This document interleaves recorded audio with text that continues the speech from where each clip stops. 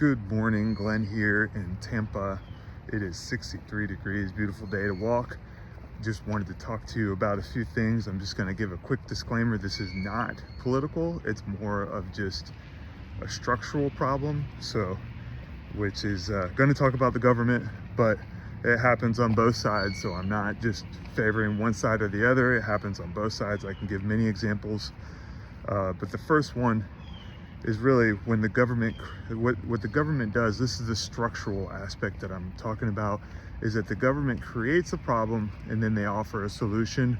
So housing is unaffordable is what the current dialogue is. So we have to lower interest rates. But lowering interest rates, what does that do? It creates a bidding war. And when lower interest rates are happening, it turns into a bigger issue. Now we have multiple offers on a house. We can't find a house. You have to be, it just causes bigger problems. And guess what? Now we have institutional capital, which has been happening since about 2012. They have been buying up houses because interest rates are low. They're getting these super low interest rates, lines of credits. I remember they had one that was like an $800 million line of credit at 2%, which you freaking go to town with a 2% interest rate, and that's exactly what they did. So then they, took up all the houses. They're not turning them over.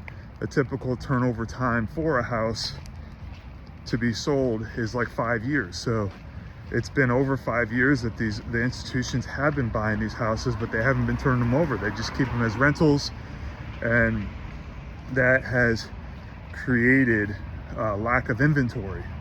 So what created that problem? Artificially low interest rates. So now we have Donald Trump commenting that he's going to try to figure out a way to stop the institutions from buying single family homes.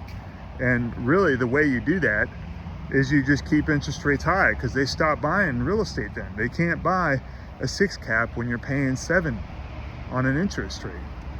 So the reason I bring all this up is it's like, what I think to myself is, let's not feed into the dialogue of go after who and what. It's like, how about we just not participate in it? Why don't we create our own financial structure that it doesn't matter?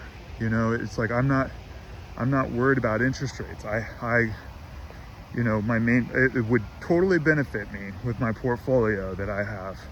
But I would say that with creating your own banking system, this is how we ignore the noise. I can wake up in the morning and not worry about what's happening on the news. These are things that I believe I'm using my capital to fund my business, which is creating the service between you and, like, a you and me level type service, creating better housing for affordable housing for people and improving that. So the goal is to do that. Here's another example. I just read it. That's what kind of got me on this topic, is they want to start deducting interest on your car loan. So the car loan is, so they're wanting to help the middle class out, which is totally going to hurt the middle class. It's along the lines of, we're going to give you interest deduction on your car loan. So what do you do when you have interest deduction? You actually keep the debt longer. You're going to hold on to your car loans longer. This inefficient debt that's freaking $30,000 and you're paying $600 a month on this debt. This is how it creates a bigger problem. And really, with the infinite banking concept, this is what we're trying to solve. We're trying to create a banking structure that is on your own terms. You create your own economy. You make calculated decisions. You don't have to worry about the ups and downs of the market. You create a good reserve fund that's making it to where you can actually withstand the ups and downs of your own income.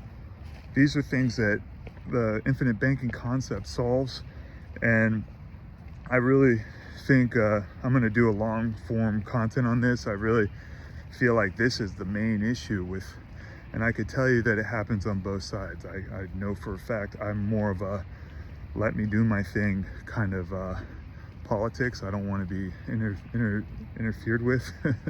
So you guys, I know I could go even further, but you guys are gonna have a great day. Something to think about. Definitely subscribe to my podcast, Capitalizing Your Life podcast, where we talk about the infinite banking concept. We're gonna talk about how to structure a family banking system and how it could benefit you and your family as you grow your financial system. On that note, you guys have a wonderful day. Thank you.